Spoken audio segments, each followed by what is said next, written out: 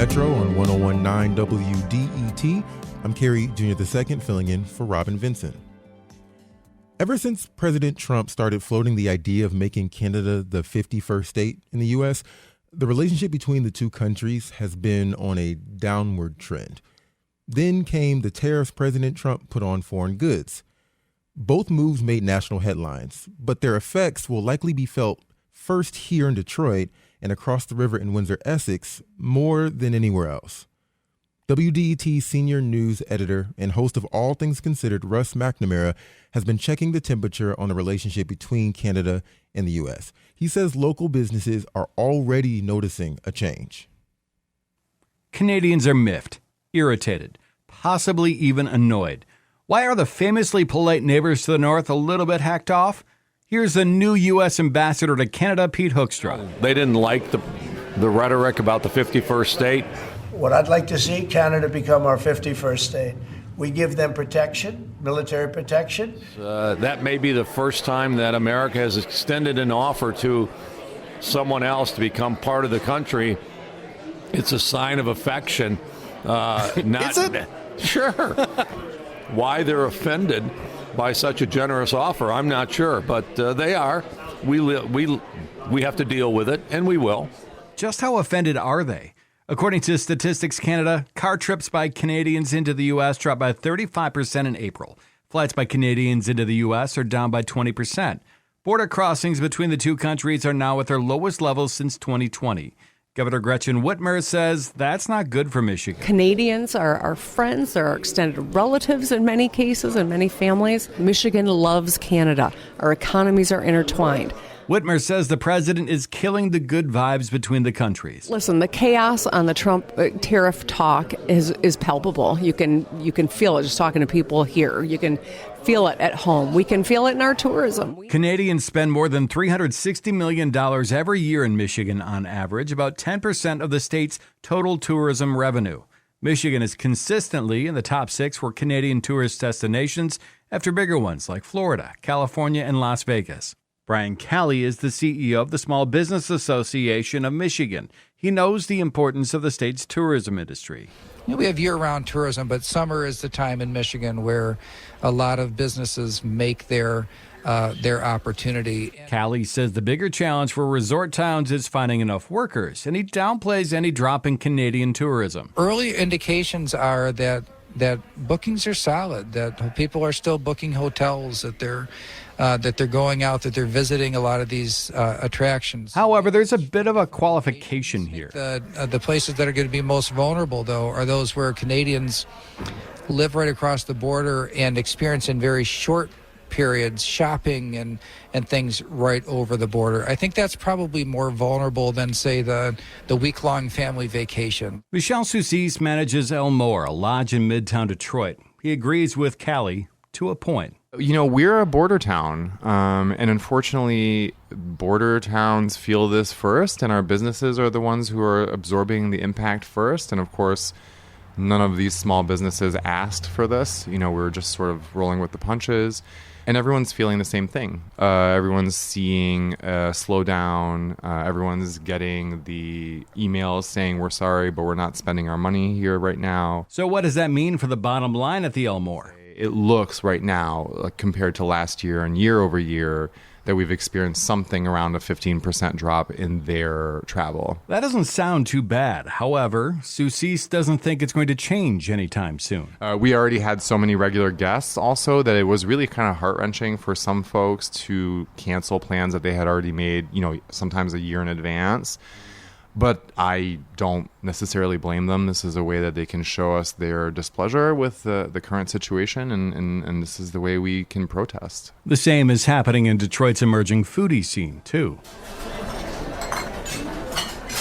You know, we've noticed a distinct drop-off of people from out of town and, you know, specifically from other countries. Sandy Levine is a James Beard semifinalist and owns 2 of Detroit's most heralded restaurants, Freya and Chartreuse.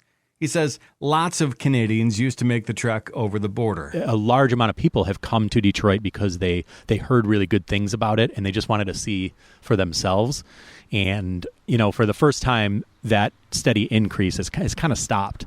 We certainly still see people from Canada and from other countries, but it's not nearly to the degree that it was getting to maybe like 6 months ago. Levine's theory for the change? Again, bad vibes. There's definitely a sense of just kind of tension in this country, and I think a lot of the people are looking to just avoid that. So if a town like Detroit is seeing an immediate impact, how about places not quite as close to the border? Robert Chambers helps manage the Windermere Hotel, a bed and breakfast on Mackinac Island. Yeah, we've definitely had some regulars who've had to cancel their reservation, and they're from the northern Ontario region. They stay with us every year. Unfortunately, about 2 months prior to our opening, though, they contacted us and said that they wouldn't be able to make it to the States this year. So not a huge dip as far as numbers go, but we still really look forward to seeing friends and loyal customers at the hotel every year. It's unfortunate that they can't make it now. And being over an hour away from Sault Ste. Marie, Canada, he figures short-time stays will be limited too. Definitely a noticeable difference as far as normal relations go. So if they're not coming to stay, they're definitely probably not coming for day trips either. Not at all. No, not anymore. There's a feeling from some that the bad vibes aren't permanent, or as Ambassador Hoekstra puts it, The Canadians are, they're acting on emotion. Back in Detroit at the Elmore, Michel Soucy says that's true. He became an American citizen a decade ago, but he's originally from Montreal. I know for a fact that my French-Canadian family, or we call ourselves Québécois, do not want to be a 51st state and will not be a 51st state. So I hear the steady drumbeat from my friends and family over there. So once the threats from President Trump die down, it's possible Canadians will return. Soucy says, yeah, they want to.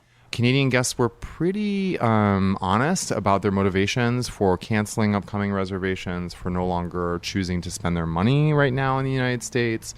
I thought it was great that they were letting us know. Oftentimes they would include messages like, we'll be back, someday. But it will take some time. We really like to welcome them, and they're great neighbors, and so I kind of really hope that we can get back there. We're going to have to earn their trust again. With Trump's trade war far from settled and lingering threats to send more federal troops into American cities, rebuilding that trust might take a minute. For a tourism industry that's still recovering from the pandemic, a minute might still be too long. I'm Russ McNamara, WDET News. You're listening to The Metro on 101.9 WDET. I'm Kerry Jr. II, and we're talking about Canadian tourism in Michigan decreasing as a result of President Trump's antagonism toward the United States' longtime ally. We just heard WDET senior editor and host of All Things Considered, Russ McNamara's report, and Russ is here with me now. Russ, good morning. Thanks for joining us. Hey, Kerry. Glad to be here. Awesome. So let's start on Mackinac Island. You spoke with several people on the island while you were there at the policy conference, the Mackinac Policy Conference. That included Governor Whitmer, Brian Calley, who's the CEO of the Small Business Association of Michigan, and the U.S. Ambassador to Canada, Pete Hoekstra. How much chatter about U.S.-Canada relations did you hear on the island? Oh, I heard plenty. There was plenty of talk about it. They didn't necessarily want to bring it up. Obviously, I was curious, and so I asked the questions. But talking with Ambassador Hoekstra, he downplayed it. He said it's really no big deal, that this will kind of all work itself out. You could hear that in the things he told me in the feature you just played. He wasn't necessarily worried. Brian Calley wasn't necessarily worried.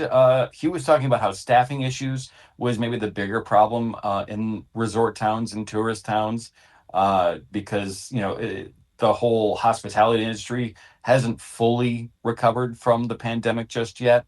But he said border towns are going to see it first. And that's kind of basically how it's worked out thus far, whether it's in Windsor or in Detroit, because not a lot of people were going over to Windsor to begin with from Detroit, especially after the pandemic and things got tougher at the border. People hear things are more difficult getting back into the U.S. At the border, and there can be some wait times. So, yeah, not everyone's going to go across from Michigan into Windsor. Governor Whitmer was concerned. She thought this was going to be a bigger deal, especially as we go into summer, because when I talked with these folks about a month ago now, we didn't really understand the full impacts. And the economy certainly hasn't cratered, but the individual stories that I heard from people and business owners, they were more worried than Brian Calley and Ambassador Hoekstra. Okay, so you've been on the ground in Detroit and in Windsor talking with these businesses. You said that they're a little worried. Can you tell us a little bit more about the sentiments for different U.S. business owners and compare that to those in Windsor that you previously spoke with? Yeah, the folks in Windsor, this is a 5-alarm fire, because anything that disrupts travel across the border, they don't necessarily need Americans to come over, but that's a segment that never really recovered after the pandemic, and they were just feeling like they were starting to get their feet back underneath them, and then all of this started going down. And then, so they're worried about losing any American customers, and they think that, yeah, maybe they might see an uptick with people in Canada staying in Canada now and not coming over as much, but they weren't ready to bank on that yet. And the businesses I've talked to, even the ones that didn't use in the piece, they had all seen, just anecdotally, fewer Canadian customers in other boutique hotels, in some of the restaurants, and a couple of the bars. They're like, yeah, people just aren't coming here. They were the Detroit Tigers didn't want to get back to me and talk about it. They don't really track that anymore. The casinos don't really track Canadians coming over anymore. However, you look at the first 4 months of the year and casino revenues are down. Now, does that play into a part, or just overall economic concerns here in the U.S.? I don't really know. Clear. Yeah. However, being down year over year, maybe there's some fire to that smoke. All right. So, Russ, I want to talk to you really quickly about tariffs. We've got about a couple minutes left. So there's the back and forth between Trump and Prime Minister Carney. As of the last couple of days, Trump said he was cutting off trade talks with Canada because of their proposed tax on the U.S. tech companies. And Canada has taken it back. Talks are back on. So it goes. Based on the small business owners you've spoken to in Windsor and Detroit, how does the back and forth trade war affect the near and long-term prospects for local businesses? Basically, nobody likes uncertainty. And if you can't count on the U.S. government, the Canadian government being consistent, there's really nothing you can bank on long term. Both sides are hoping to get an economic deal done by, mid to late July. But who knows? Because everything is at the whim of President Trump right now. And so you can't bank on working out a framework for a deal, signing a deal, and then not just having it all torn up because of some other perceived slight in the future. So for the small businesses in town, it's not great. For the bigger corporations in town, especially the auto industry, it's really not great, because you just can't bank on consistency from the U.S. government. All right. Russ McNamara is a senior news editor here at WDET and the host of All Things Considered. As always, Russ, it's great to have you on the show. Thanks. Thanks, Gary.